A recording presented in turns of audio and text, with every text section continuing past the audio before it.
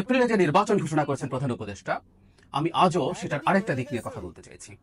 ইনি অলরেডি সম্ভবত 3টা ভিডিও করা হয়েছে, ইটস দ্য ফোর্থ। কারণ আমার কাছে মনে হয় এই সিদ্ধান্তটা খুবই গুরুত্বপূর্ণ এবং এটাকে খুব সিরিয়াসলি দেখা দরকার।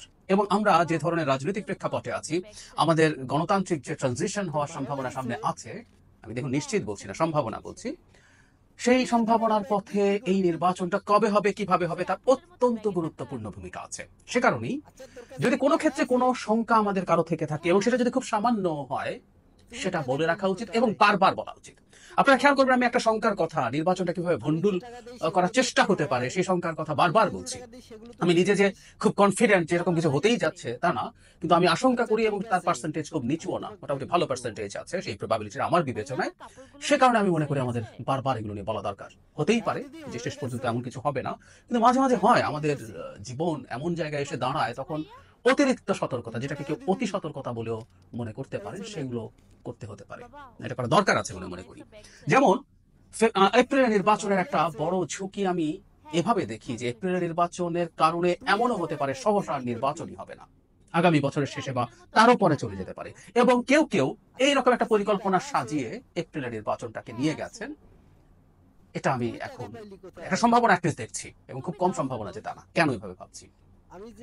আমি গত বেশ কিছুদিন থেকে একটা কথা বলার চেষ্টা করছি যে নির্বাচন পেছানোর একটা চাপ তৈরি হবে মূলত এনসিপির পক্ষ থেকে, এবং জামায়াতে ইসলামীও তার সাথে থাকবে। এটা আমরা এখনকার যে পলিটিক্যাল ল্যান্ডস্কেপ, এটা আমাদের মনে রাখতে হবে। খুবই ভোলাটাইল একটা সময়ের মধ্যে দিয়ে আমরা যাচ্ছি। পলিটিক্যাল ল্যান্ডস্কেপ এখন যে জায়গায় আছে সেটা এই জায়গায় থাকবে, তা নাও হতে পারে। বিশেষ করে জামায়াতে ইসলামীর মতো দল, তারা পরিস্থিতি বুঝে সিদ্ধান্ত নেবেন বলে আমরা অনুমান করতে পারি। কারণ একটা নির্বাচন হলে সেই নির্বাচনে বিএনপি ক্ষমতায় আসবে, তার সাথে কতটুকু সংঘাতে কিভাবে তারা যাবে সেই হিসাব তারা করতে পারে, এবং তাদের স্টেক কিন্তু অনেক হাই, যেটা এনসিপির না। এনসিপি কিন্তু নির্বাচনের স্টেক খুব হাই না, কিন্তু এনসিপি এটা তুলবে এবং জামায়াত তার সাথে থাকতে পারে। সেটা হচ্ছে, বারবার বলছি, যে নির্বাচনকে পিছিয়ে দেওয়ার জন্য তারা মাঠে নামতে পারে। অলরেডি একটা, যেটা আগেও বলেছে আবারও বলতে চাই, কিন্তু এটাকে ঘিরে কেন বলছি নির্বাচন এপ্রিলে থাকাটা খুবই ঝুঁকিপূর্ণ। তারা যে অলরেডি বলছেন এই নির্বাচন কমিশনকে তারা মানেন না। তো এই নির্বাচন কমিশন যদি যাবতীয় বাকি সব কাজ করুক, তারা তফসিল ঘোষণা করুক, করলেই তারা বলতে পারেন যে এই নির্বাচন কমিশন আমি মানি না, সুতরাং আমি তফসিল প্রত্যাখ্যান করছি। এই যে প্রত্যাখ্যান করছি বলার গ্রাউন্ডটা তারা তৈরি করছেন। কিন্তু আমি স্মরণ করিয়ে দেই, তারা রীতিমতো একটা প্রোগ্রাম করেছেন নির্বাচন কমিশন পুনর্গঠনের দাবিতে, যখন যারা ইশরাকের সমর্থকরা রাস্তায় ছিলেন তখন। শুধু সেটাই না, এনসিপির প্রধান যারা রাহিদ ইসলাম, প্রধান উপদেষ্টার বক্তব্যের পর যে ফার্স্ট ইমপ্রেশন দিয়েছেন, আমি তাদের ফেসবুক পেজে দেখলাম, সেই বক্তব্যে ক্লিয়ারলি আবারও নির্বাচন কমিশন পুনর্গঠনের কথা বলেছেন, এবং পুনর্গঠনের করে তার অধীনে নির্বাচন, এই নির্বাচন কমিশনের অধীনে তারা নির্বাচন করবেন না। এটা হতে পারে যে এই নির্বাচন কমিশনকে তারা বাতিল করে কোনো না কোনো ধরনের নেগোসিয়েশনে যেতে চান পলিটিক্সের মাঠের অন্যান্য খেলোয়াড়দের সাথে, বিএনপির সাথে বিশেষ করে। সেটা তাদের ব্যাপার, আমরা নিশ্চিত নই তারা আসলে কি চান। কিন্তু নির্বাচন ভণ্ডুল করা, নির্বাচন পিছিয়ে দেওয়ার একটা চেষ্টা তারা এটার মাধ্যমে করতে পারেন। তারা মাঠে নেমে যাবেন, যমুনায় যাবেন, পরে শাহবাগ আসবেন, তাদের সাথে জামায়াতে ইসলামী ইনফর্মালি বা ফর্মালিও থাকতে পারে, এবং ইসলামী আন্দোলন সম্ভবত তাদের সাথে পুরোপুরি অ্যালাইন্ড। এর বাইরেও অন্যান্য ইসলামিস্ট ফোর্সেস তারা এর সাথে থাকতে পারে। তো সেরকম কিছু যদি হয়, এখন তারা সংকটে এপ্রিলে হলে নির্বাচনের কি সংকট হবে? আমরা ধরে নেই নির্বাচনটা ডিসেম্বরে ঘোষিত হলো, ধরে নিলাম আমরা। তো এরকম একই, এই নির্বাচন কমিশনের অধীনে করবো না বলে এনসিপি মাঠে নেমে গেল, এবং কিছুদিন বেশ মাঠে সমস্যা হলো, পাল্টাপাল্টি জনসমাবেশ হলো, মিছিল হলো, এতে নির্বাচনটা খানিকটা পিছিয়েও গেল। সেই ক্ষেত্রে ডিসেম্বরের নির্বাচনটা জানুয়ারি শেষে বা ফেব্রুয়ারির মাঝামাঝির মধ্যে কিন্তু হয়ে যাওয়া যায়, কারণ রমজানের আগে নির্বাচনটা ফেলার কথা আছে। তাহলে একটা অ্যাকোমোডেটিং স্পেস আছে।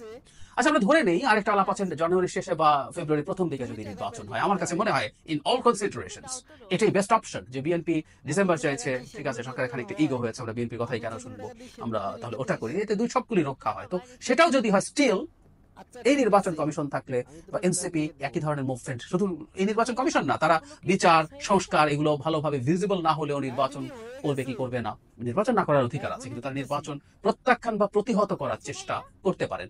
সেই ক্ষেত্রে ফেব্রুয়ারিতেও যদি হয়, তখন কিন্তু এখন যে শিডিউলটা বলা আছে এটা শেষ অপশন হিসেবে থাকে।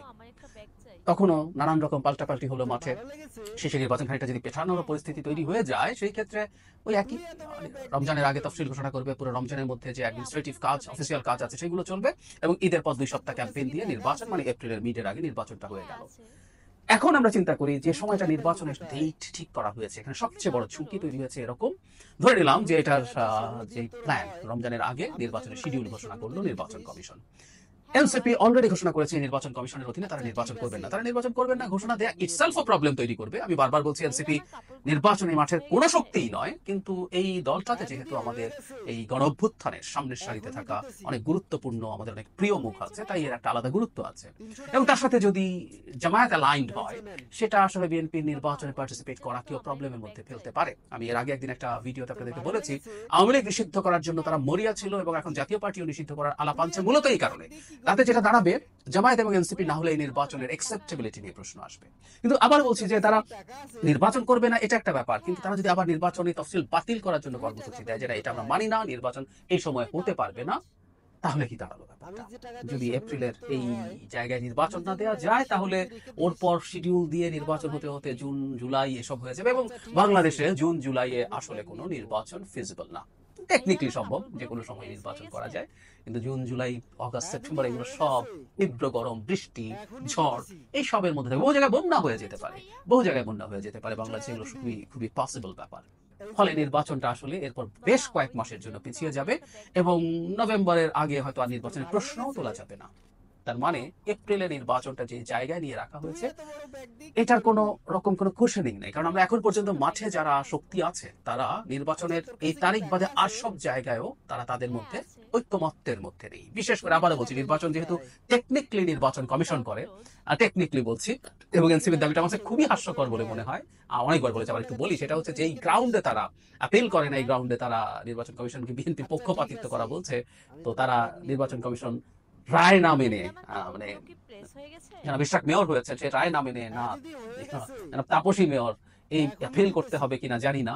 এবং তার চাইতে জরুরি কথা, দীর্ঘদিন থেকে আমরা এই আলাপ করেছি বাংলাদেশে আসলে নির্বাচন কমিশন কিছু না। এই আলাপ তো, ওনারা অনেক ছোট মানুষ, আমরা বছরের পর বছর এই আলাপ করেছি, লিখেছি। যখন শেখ হাসিনা বলতেন সরকার নিয়ে মাথা ব্যথা কি, তিনি যখন তত্ত্বাবধায়ক সরকার বাতিল করলেন যে আমরা খুবই শক্তিশালী একটা নির্বাচন কমিশন তৈরি করব, তখন আমরা একটা কথা বলেছি, এমনকি নির্বাচন কমিশন যদি বিএনপিও বানিয়ে দেয়, বিএনপির লোক দিয়েও বানিয়ে দেয়, তারপর বাংলাদেশে সুষ্ঠু নির্বাচন হতে পারে না। খুব গুরুত্বপূর্ণ একটা উদাহরণ আমরা ক্রমাগত সামনে এনেছি। বিচারপতি রৌফের কমিশন, যেটা এরশাদ পতনের পরে 91 সালে একটা দুর্দান্ত নির্বাচন উপহার দিয়েছিল জাতিকে, সেই রৌফ কমিশনে বিএনপির সময় মাগুরার নির্বাচনটা ঠিকঠাক করতে পারেনি।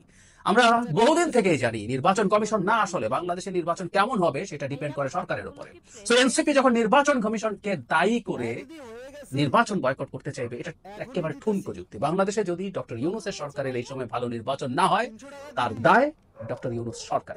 কিন্তু ওনারা তো ভাসুরের নাম মুখে আনবেন না, ডক্টর ইউনূসের সরকারের নাম তারা মুখে আনবেন না, তারা নির্বাচন কমিশনকে ভিলেন বানানোর চেষ্টা করছেন। এটা একেবারে ফালতু, একেবারে অপ্রয়োজনীয়, কিন্তু তারা এটা বানাচ্ছেন। তাতেই বোঝা যায় এটাকে কেন্দ্র করে আসলে তারা একটা প্লট তৈরি করছেন। সেই প্লটটা হচ্ছে নির্বাচনকে পিছিয়ে দেওয়া যায় কিনা সেই প্লট। উনি বলবেন আমি তো দীর্ঘদিন থেকে বলেছি, আমরা তো আগেই বলেছি, আমরা তো হঠাৎ করে নামিনি। হঠাৎ করে নামার ক্ষেত্রে তাদেরকে যারা বুদ্ধিদাতা আছেন, তারা এই বুদ্ধি তাদেরকে দিচ্ছেন এবং এই বুদ্ধিটা আমরা খানিকটা ধরতে পারছি গত কয়েক মাস থেকে। ওনারা বলার পর থেকেই ইনফ্যাক্ট আমি এটা নিয়ে কথা বলছি এবং আমি জামায়াত কয়েকদিন দেখেছি তারা ঐকমত্য কমিশনের সাথে আলোচনার পর বেরিয়ে তারা নির্বাচন কমিশন পুনর্গঠনের আলাপ তুলেছেন। সুতরাং জামায়াতও খানিকটা আওয়াজ দিয়ে রেখেছে এবং অনেক ক্ষেত্রে আমরা দেখেছি এনসিপির সাথে তাদের অ্যালাইনমেন্ট আছে। আওয়ামী লীগ নিষিদ্ধ করা নিয়ে যখন এনসিপি মাঠে নামলো, কেউ কেউ বলবেন এনসিপি নামে আসরাত আব্দুল্লাহ নেমেছে, এগুলো ফালতু কথা। এসব নাটক টাটক সরিয়ে রেখে আমরা যদি বলি এনসিপি নেমেছে, কারণ পরবর্তীতে এনসিপি জনাব নাহিদের নেতৃত্বে সেখানে গেছেন, সেখানে জামায়াতের গুরুত্বপূর্ণ নেতা ইনফর্মালি গিয়ে হাজির হয়েছেন, দলবল নিয়ে ছাত্র শিবির গেছে। তো তাদের এই অ্যালাইনমেন্টটা আছে এবং নির্বাচন কমিশনে তারা যে ধরনের বক্তব্য দিচ্ছেন, সামনে এটা হতে যাচ্ছে, সেই বিবেচনায় কোনোভাবেই নির্বাচন এপ্রিলে হওয়া উচিত হবে না। কারণ আমাদের একটা স্পেস লাগবে, বা এনি চান্স নির্বাচনের নিয়ে যদি কোনো গোলযোগ তৈরি হয়, সেটা পেছিয়ে যাতে নির্বাচনটা হওয়ানোর জন্য একটা সময় পাওয়া যায়। সেই বিবেচনায় কোনোভাবেই ফেব্রুয়ারির পর নির্বাচন যেতে পারে না। ডিসেম্বরেই সবচেয়ে ভালো, কারণ তাহলে আমরা আরো বেশি স্পেস পাবো। আর ফেব্রুয়ারি হলেও অন্তত যাতে